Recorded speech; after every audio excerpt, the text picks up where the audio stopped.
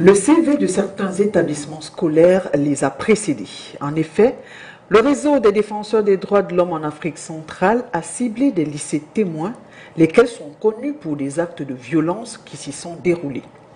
Il ne se passe pas un moment où vous entendez au lycée bilingue de Deido, un élève a poignardé, au lycée par exemple de Bepanda, au lycée de Nebel.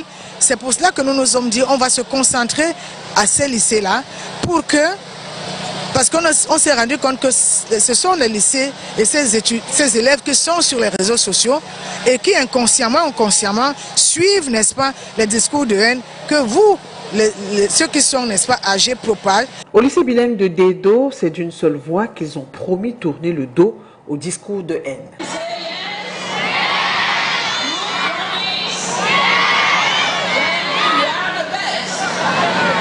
Le REDAC vient de lancer une campagne de sensibilisation contre les discours de haine en ligne et hors ligne dans les établissements scolaires. N'oubliez pas que les enfants qui sont dans ces lycées, c'est les enfants qui vivent dans des quartiers très vulnérables. Et donc, si ils sont déjà sensibilisés, nous sommes sûrs qu'au niveau, n'est-ce pas, des communautés où ils vivent, il va y avoir, n'est-ce pas, la paix.